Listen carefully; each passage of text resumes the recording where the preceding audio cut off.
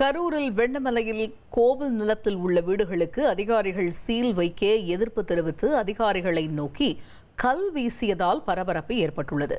இது பற்றிய கூடுதல் தகவல்களை செய்தியாளர் மணிகண்டன் வழங்க கேட்கலாம். மணிகண்டன், அந்த பகுதியில் என்ன பிரச்சனை? இது பற்றிய விவரங்கள் என்ன? வணக்கம். கரூர் அருகே வெண்ணமலை பாலசுப்ரமணிய சுவாமி கோயிலுக்கு சொந்தமான இனாம் நிலங்கள் ஆயிரக்கணக்காக இருக்கின்றன. இந்த கோவிலை சுற்றியுள்ள கிராமங்களில் இருக்கக்கூடிய இந்த நிலங்களில் ஆயிரக்கணக்கான குடும்பத்தினர் தலைமுறையாக வச்சு வருகின்றனர்.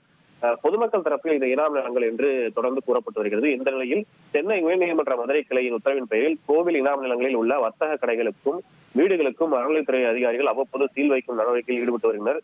இதற்கு அப்பகுதி பொதுமக்கள் கடும் எதிர்ப்பு தெரிவித்து வருகின்றனர். இந்த நிலையில் தான் இன்று சின்னவடுகப்பட்டில் உள்ள கண்ணம்மாள் என்பவர் வாடகைக்கு விட்டிருக்கும் 20க்கும் மேற்பட்ட வீடுகளுக்கு அறநிலைத்துறை உதவி ஆணையர் ரமணிகாந்தன் தலைமையிலான அதிகாரிகள் சீல் வைக்க வந்தபோது அவருக்கு எதிர்ப்பு தெரிவித்து காங்கிரஸ் எம்பி ஜோதிமணி, முன்னாள் அமைச்சர் எம்.ஆர். விஜயபாஸ்கர் உள்ளிட்ட அனைத்து கட்சி பொறுப்பாளர்கள் திரண்டு அதிகாரிகளிடம் வாக்குறுதியில் ஈடுபட்டனர். தொடர் பேச்சுவார்த்தையில் உடன்பாடு எட்டப்படாததால் போராட்டத்தில் ஈடுபட்ட சுமார் 500க்கும் மேற்பட்ட பொதுமக்களுடன் சேர்ந்து ஜோதிமணி, எம்.ஆர். விஜயபாஸ்கர் ஆகியோர் வலுக்கட்டாயமாக கைது செய்யப்பட்டனர். இதனையடுத்து கண்ணம்மாள் என்பவர் வாடகைக்கு விட்டிருக்கும் 23 வீடுகளுக்கும் அறநிலைத்துறை அதிகாரிகள் இன்று காலை சீல் வைத்தனர். கைது செய்யப்பட்ட அனைவரும் பிற்பகல் 4 மணி அளவில் விடுவிக்கப்பட்டனர். இதனை அடுத்துதான் வழக்கு தொடர்ந்த திருத்தொண்டர் அறக்கட்டளை அரங்காவலர் ராதாகிருஷ்ணன் என்பவர் கோவில் அலுவலகத்துக்கு வந்தபோது பொதுமக்கள் எதிர்ப்பு தெரிவித்து ராதாகிருஷ்ணனை நோக்கி ஓடினர்.